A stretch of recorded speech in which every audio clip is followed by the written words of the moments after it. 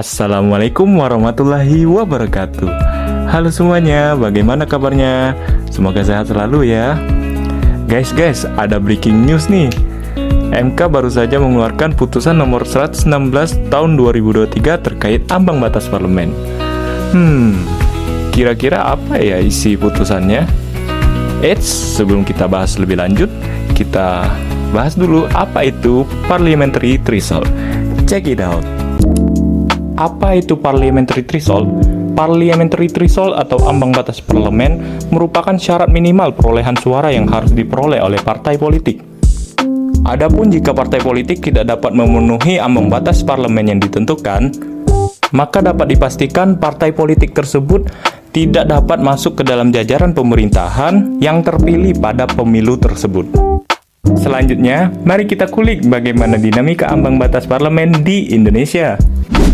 Sebelum lebih jauh, kita urai kembali dinamika perubahan model dan perubahan ketentuan besaran ambang batas yang pernah berlaku pasca transisi politik 1999.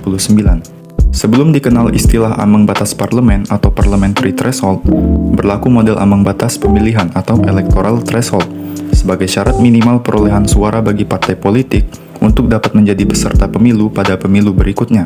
Ketentuan electoral threshold yang berlaku sejak pemilu 1999 dan 2004 kemudian disempurnakan dengan model parliamentary threshold yang mulai berlaku pada pemilu 2009. Pasal 202 ayat 1 Undang-Undang Nomor 10 Tahun 2008 sebagai rujukan pemilu DPR 2009 menyebutkan ambang batas parlemen ditetapkan sebesar 2,5% dari jumlah suara sah secara nasional.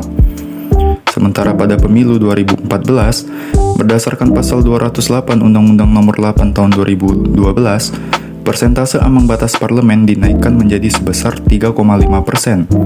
Terakhir ini, ketentuan ambang batas parlemen yang digunakan pada pemilu 2019 dan 2024 merujuk pada pasal 414 ayat 1 Undang-Undang Nomor 7 Tahun 2017 dengan persentase ambang batas parlemen sebesar 4%.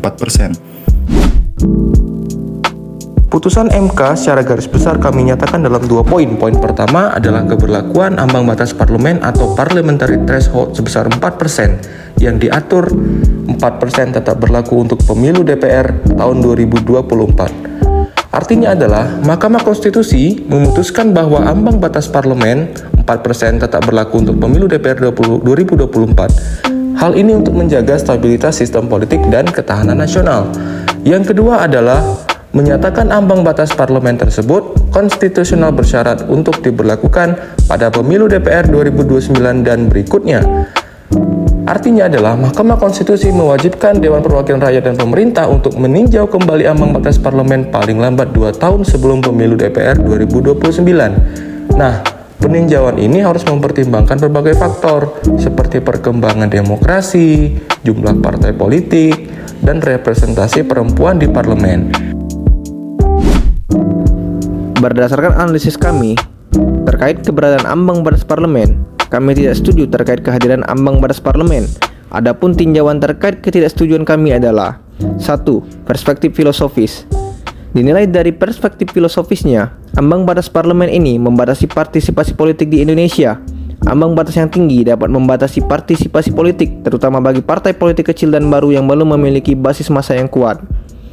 Adanya ambang batas yang tinggi juga dinilai dapat mendorong terjadinya praktik politik uang. 2. Perspektif sosiologis. Dinilai dari sosiologis, ambang batas yang tinggi dapat melestarikan dominasi politik oleh partai-partai besar yang sudah mapan dan menghambat munculnya partai politik baru yang mewakili suara-suara marginal.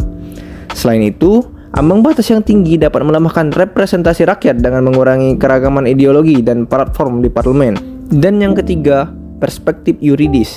Dari segi yuridisnya, parliamentary threshold dianggap bertentangan dengan hak-hak politik warga negara untuk memilih dan dipilih, seperti yang dijamin dalam Undang-Undang Nomor 39 Tahun 1999 tentang Hak Asasi Manusia Pasal 43 Ayat 1. Selain itu, ambang batas yang tinggi juga dapat menciptakan ketidakadilan bagi partai politik kecil dan baru yang memiliki peluang yang lebih kecil untuk mendapatkan kursi di parlemen, sehingga menyebabkan sedikitnya pembentukan partai politik baru di Indonesia.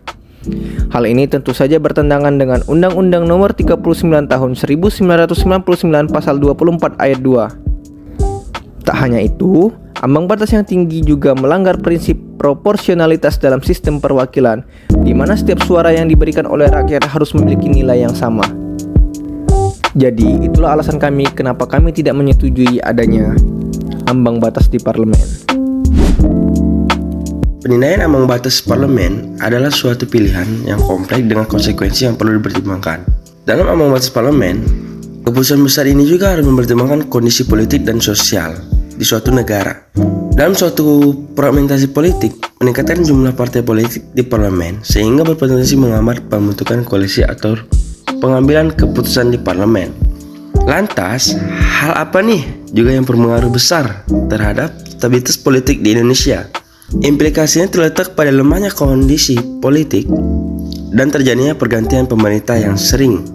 Sehingga dalam hal ini, kami berpendapat bahwa peniadaan ambang batas adalah suatu hal yang baik karena dengan ditiadakannya batas parlemen dapat meningkatkan perkembangan politik di Indonesia serta memastikan terjamin hak-hak politik warga negara dan berpartisipasi politik di Indonesia.